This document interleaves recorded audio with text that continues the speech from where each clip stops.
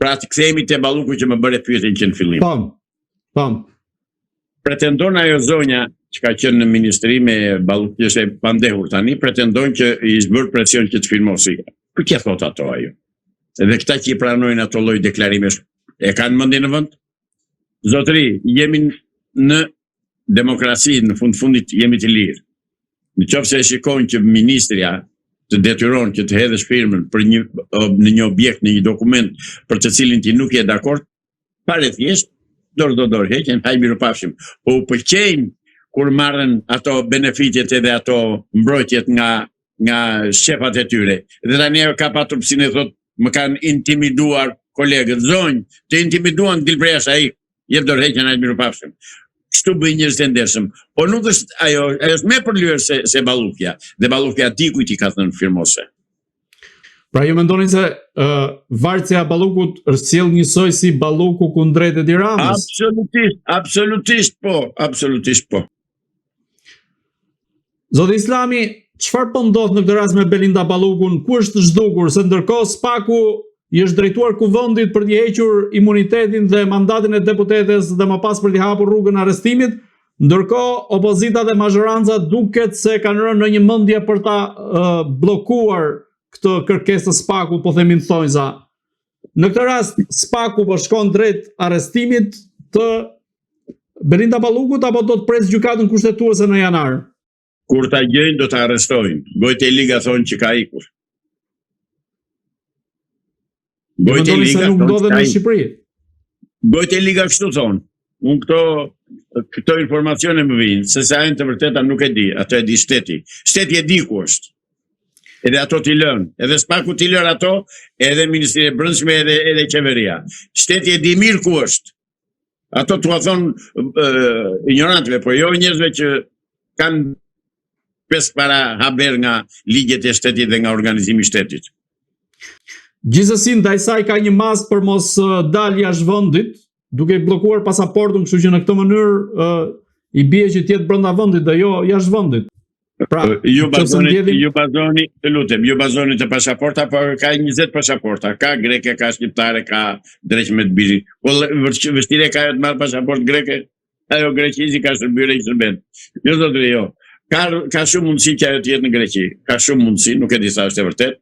Do shohim, do presim. Në këtë rast, ju si mendoni, cili do të jetë fati i Belinda Ballukut?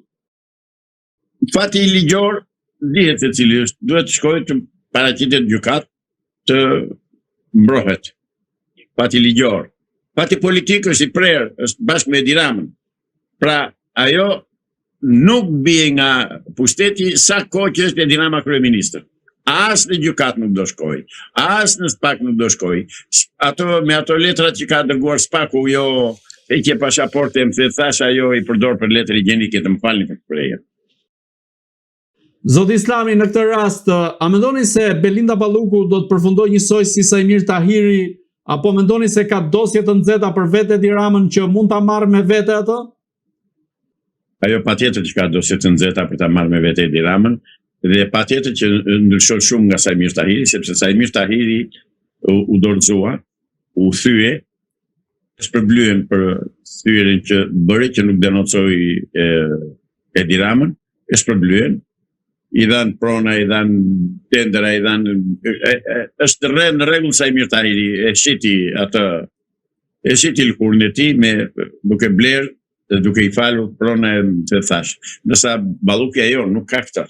Edhe pse u tha që Ballukja ka 300 apartamente, kjo është bashkujen ore. Ora është, o zotëri, more këta qytetarë shqiptare shikojnë ku jetojnë apo nuk e shikojnë.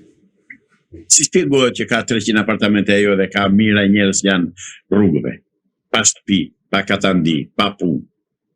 Pra, ky është pushteti i Edi Ramës, ky është pushteti i këtij establishmenti politik. Ky është pushteti i komunistëve shqiptarë që kanë krijuar dhe një opozit sharlatane, karnavale për turp të botës. Një opozit që të vjen ndot ta dësh në gojë, se grinde dhe hahen si qënë ditë për ditë për prona edhe për tendera dhe nuk bëjnë asnjë gjë për popullin. Zoti Islami, në këtë rast, sa rrezikohet vetë Edi Rama nga dosja Balluku, por edhe nga dosja Akshit, e cila ka dalë së fundmi dhe ka tronditur, po themi, opinionin publik, ku vetëm kantina e verës ishte 3 milion euro. Nga kush do rrezikoj? Nga kush? Nga kush? S'ka nga kush të rrezikoj. Cila drejtësi? Po e drejtësinë e ka në dorë vetë. Drejtësinë e ka emëruar. Unë pse kam thënë në emisionet e kaluara, kam thënë që drejtësinë në Shqipëri do ketë vetëm atëherë kur gjyqtarët dhe prokurorët jenë të zgjedhur me vot nga populli, jo të emëruar. Kur janë të emëruar do t'i shërbejnë ustaj. Kur janë të zgjedhur nga populli, patjetër që janë të pavarur dhe i thonë shkuatit e vendi. Pra, nuk kemi drejtësi, zotëri. Ne kemi një pushtet diktatorial, si të Enver Hoxhës, kemi një drejtësi tamam si të Enver Hoxhës, që linçon dhe dënon dhe burgos njerëz të pafajshëm, dhe nga ana tjetër lë të lirë hajdutët që të vjedhin si u do qefi. Edhe këta që ka futur në burg, drejtësia i ka dorëzuar vetë Edi Rama. Dhe paradoksi tjetër më i madh akoma, kryetari i bashkisë është në burg, vazhdon të jetë akoma kryetar bashkie. Këto vetëm në Shqipëri ndodhen, zotëri, nuk ndodhen në vend tjetër. Zoti Islami, si keni parë dhe a ju ka tronditur më saktë lidhja e krimit dhe qeverisë sa i përket rastit të Ergjys Agasit për ta risjellë dhe një në vëmendje kantinën e verës për 3 milion euro, ku vetë Agasi bënte koordinimin mes elementëve të botës krimit dhe qeverisë kryeministit Edi Rama, një fakt të cilin e denoncoi edhe vetë Arben Ahmetaj. Po ku ka verë me 3 milion euro, më të bëni kështu. Po dhe verat ato shishet e verës të Titaniku të ishin, që kanë 200 vjetë janë groposur, nuk do bëjnë 200 euro, ashtu 30 milion euro, që bëni kështu. Jo më jo të janë thashe teme që unë si besoj njërë. Jo, i ka vlerësuar Spaku, sipas dosjes së Spakut, vetë kantina e verës e cila vinte nga Franca, pra e në cilësie të lartë, është vlerësuar e gjitha 3 milion euro. Por nuk është ky thelbi. Thelbi është që si e shikoni që Ergjys Agasi bënte lidhjen mes botës së krimit dhe vetë qeverisë së kryeministit Edi Rama. Në çfarë vendi po jetojmë në këtë rast? Në vendi që komandon që qeverisë krimi, kryekriminali Edi Rama. Ergjys Agasi edhe Agasit e tjera, Gagaçit e tjerë janë reglat e Edi Ramës. Jo zotëri, jo, qeverisë krimi në Shqipëri. Nuk ka në Shqipëri shtet, nuk ka drejtësi, nuk ka demokraci, ka një rumpall që bredhin dhe blegërin dhe fitojnë dhe vjedhin hajdutët dhe matrapazët. Ky është shteti shqiptar. Po cila është zgjidhja në këtë rast? Përmbysje. Të ngrihet popullit ta përmbysi. Zgjidhje tjetër nuk ka. Me votë këta nuk ikin. Është e pamundur. Mos e mendoj njeri të ikin me votë. Berisha ka deklaruar se de facto e ka rrëzuar kryeministrin Edi Rama. Çfarë po bën Berisha në këtë rast? Ç'ma thënë goja të klon cirku, ai është bërë si klon cirku. Ai është bërë tani tamam, është bërë karagjos fare. Çka ka rrëzuar ai? E ka rrëzuar thotë. De facto e ka rrëzuar. Tani mbetet vetëm te euro. Kë ka rrëzuar more? Ramën. Po si gjenjen kështu ai? Dhe ju e thoni këtë, mos ma thuaj mua të pakën, të lutem se na ul vlerat e inteligjencës tani. Ka rrëzuar, çka ka rrëzuar? Zotëri, nuk e ka, jo vetëm që nuk e ka rrëzuar, po ai po e mban në pushtet Edi Ramën, ai po e mbështet, ai se ata bashkë i ndajnë pronat, bashkë i ndajnë pallatet, bashkë i ndajnë trojet, bashkë i ndajnë vjedhjet, bashkë i ndajnë të tëra.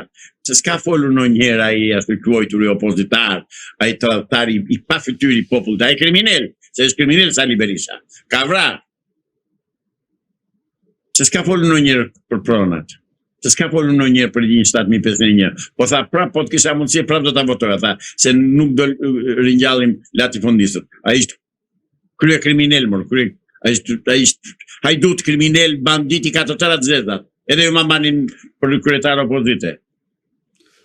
Zoti Islami, çfarë po ndodh vërtet me Berishën, sepse ai premtoi që do të protestoj para kryeministrisë dhe nuk do të largohet që aty. Ndërkohë shkoi, protestoi, ndej 3 orë dhe më pas iku së bashku me deputetët e tij dhe me demokratët. Iku me bisht në shalë, themi ne vende nga Kurvelesi. A iku me bisht në shalë, sepse a i pa që atje ishin pjesa me madhe të shëquajturve demonstrues ishin të dërguar nga Edi Rama dhe nga patronazistët e dy palëve. S'kishte popull atje. Kështu. Po në këtë rast si e shikoni fatin e opozitës në vetvete? A mund të ndryshoj pushteti me këtë lloj opozite? Absolutisht kurrë në kurrës. Jo. S'është opozit. S'është opozit, por nuk e mbështet populli. Populli nuk gjen veten tek ata. Ta shquajtur opozitar, nuk e gjen veten. Megjithatë ka i kundërshtar të flakt i cili po qëndron çdo ditë para kryeministrisë, madje edhe gjatë netëve të ftohta, siç është Adriatik Lapaj. Ai tek pulla, ai juristi Sorosit, edhe që ka i flakt ai. Po ju ka që gjë duhet ta llogarisni vet ju gazetarë se ju një djem të mëndshëm, nuk jeni që tani sa puni për djathtë.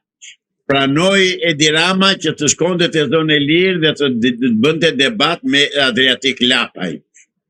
Se zoti madh, ku jemi, ku po shkojmë. Që përfaqësonte Adriatik Lapaj që e pranoi ai atje për opozitë. Që nuk sëret mua për opozitë, qoftë ai qoftë Salihu. Të më tharasin mua ta bëjnë me mua dialogu, zotëri. Ai është dialog. Që të shprehesh ato që do populli dhe ato që ka populli që më na i thon për ditë në rrugë. Zotëri, po mi thon për ditë në rrugë, po nuk kaloj dot se njerë në radhë parë jam mirënjohës qytetarëve shqiptarë që në çdo moment që më takojnë më vlerësojnë, por nga ana tjetër më thon, lëvizni, më thon, çat lëvizun njëja.